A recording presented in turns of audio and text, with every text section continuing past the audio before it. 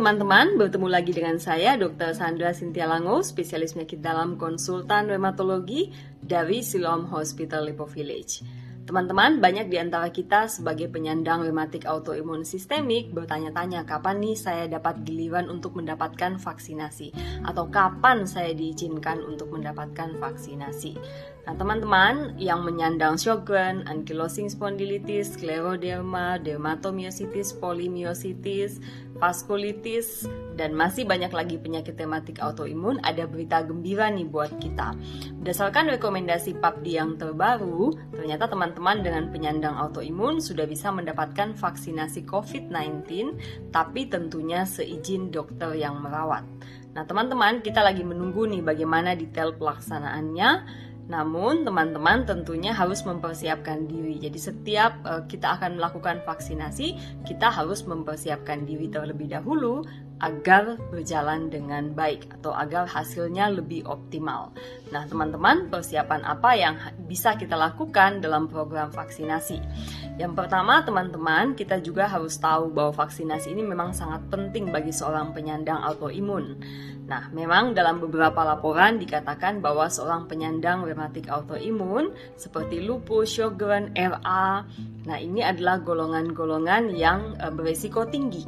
Jadi mudah memberat atau sering harus masuk rumah sakit apabila menyandang COVID-19. Sehingga memang untuk golongan-golongan ini vaksinasi sangat penting sekali atau upaya pencegahan tentunya sangat penting sekali. Nah, ada beberapa pendapat mengenai risiko terjadinya flare atau kumat pada saat pemberian vaksin COVID-19. Namun dalam pedoman dari American College of Rheumatology dikatakan bahwa risiko ini tentunya tidak sebanding dengan manfaat yang akan kita dapatkan, atau tentunya manfaat daripada vaksin COVID-19 ini lebih besar dibandingkan dengan risiko yang bisa terjadi. Jadi teman-teman, kalau nanti sudah ada suatu pengumuman resmi bahwa kita bisa melakukan vaksinasi untuk penyandang autoimun, teman-teman tidak perlu khawatir akan hal ini. Nah, teman-teman, persiapan lain yang harus kita lakukan adalah tentunya kita harus memantau secara berkala penyakit kita dengan dokter yang merawat masing-masing. Jadi, sebelum vaksinasi, pastikan teman-teman berada dalam kondisi stabil, kondisi remisi, dan dalam kondisi yang terkendali baik. Tentunya teman-teman, sebagai contoh, misalnya penyandang artritis rheumatoid, kita tentunya tidak ingin divaksin dalam kondisi lagi sangat kesakitan. Atau seorang penyandang lupus, tentunya kita juga tidak optimal kalau divaksin dalam kondisi lagi flare atau lagi kumat. Nah, teman-teman, kita harus mempersiapkan sedapat mungkin kalau memungkinkan kita divaksin dalam kondisi yang stabil atau dalam kondisi yang remisi. Meskipun demikian, dalam pedoman American College of Rheumatology, karena dipandang situasi COVID-19 ini merupakan suatu situasi emergency, dikatakan dalam pedoman ACR ini bahwa vaksinasi ini bisa dilakukan dengan segera pada semua penyandang rematik autoimun, kecuali jika memang dalam kondisi kritis. Jadi sebenarnya tidak merupakan halangan untuk bagi kita melakukan vaksinasi, kecuali kita dalam kondisi flare yang berat. Nah, teman-teman, persiapan apa lagi yang bisa kita lakukan? Nah, tentunya kita harus mempersiapkan juga obat-obat yang kita gunakan. Nah, ada banyak obat-obat yang kita gunakan. Nah, ini kita harus diskusikan dengan dokter yang merawat mengenai penggunaan obat imunosupresan kita. Memang ada beberapa teori yang mengatakan bahwa seseorang yang menggunakan imunosupresan ini respon imun terhadap vaksinasi tidak sebaik pada orang normal.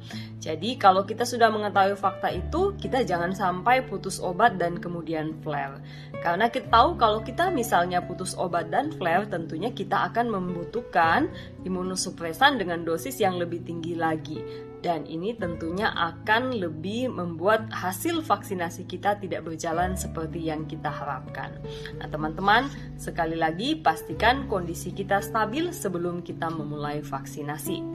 Nah, jangan lupa juga untuk diskusi obat-obatan apa yang sedang kita gunakan atau obat-obatan imunosupresan apa yang sedang kita gunakan. Apakah obat-obat ini perlu dihentikan dulu atau memang bisa dilanjutkan? Nah, ini memang harus dinilai secara individual tergantung dari kondisi kita masing-masing. American College of Rheumatology membuat suatu pedoman sederhana tentang obat-obat apa yang bisa dilanjutkan dan obat-obat apa yang harus dihentikan. Sebagai contoh adalah methotrexate. Ini adalah merupakan suatu obat yang sering digunakan untuk rheumatoid arthritis. Nah, pada penggunaan methotrexate ini, kalau memungkinkan menurut penilaian dokter masing-masing, sesudah vaksin COVID-19 bisa dihentikan 1 minggu sesudah vaksinasi dan kemudian sesudahnya bisa dilanjutkan kembali. Nah, ini menurut pedoman ACR yang terbaru. Akan tetapi keputusan mengenai hal ini teman-teman harus diskusikan dengan dokter yang merawat kita karena kondisi masing-masing orang bisa berbeda-beda. Nah, teman-teman jangan lupa sekali lagi kendalikan juga penyakit-penyakit penyerta yang lain. Sebagai contoh misalnya ada yang menyandang hipertensi, tetap minum obat antihipertensi agar nanti tidak menghalangi vaksinasi. Dan untuk yang menyandang diabetes, usahakan diabetesnya cukup terkendali, HbA1c-nya harus kurang dari 7,5 dan tetap minum obat diabetes secara teratur dan menjalankan program diet sesuai yang dianjurkan dokter. Nah, tentunya ini sangat penting supaya nanti kondisi-kondisi medis yang lain tidak menjadi halangan bagi kita pada saat program vaksinasi sudah berlangsung. Nah, teman-teman, pesan yang lain adalah kita tidak boleh cemas, takut, dan ragu ya. Jadi, jangan lupa bahwa vaksinasi yang sudah berlangsung dengan menggunakan Sinovac ini cukup aman, teman-teman ya. Jadi, vaksin ini sudah diketahui aman dan dia mengandung virus yang sudah mati yang tidak bisa menyebabkan penyakit. Jadi, jelas vaksin ini tidak bisa menyebabkan sakit pada kita.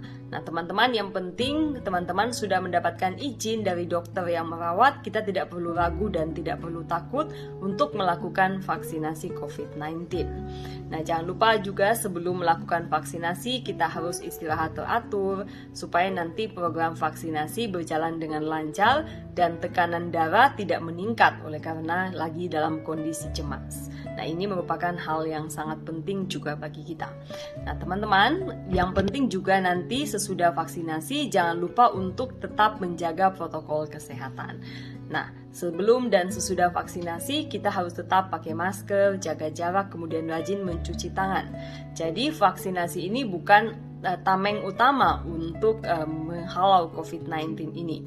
Jadi sampai dengan pandemi akan dinyatakan berakhir, kita tetap harus menjalankan protokol kesehatan.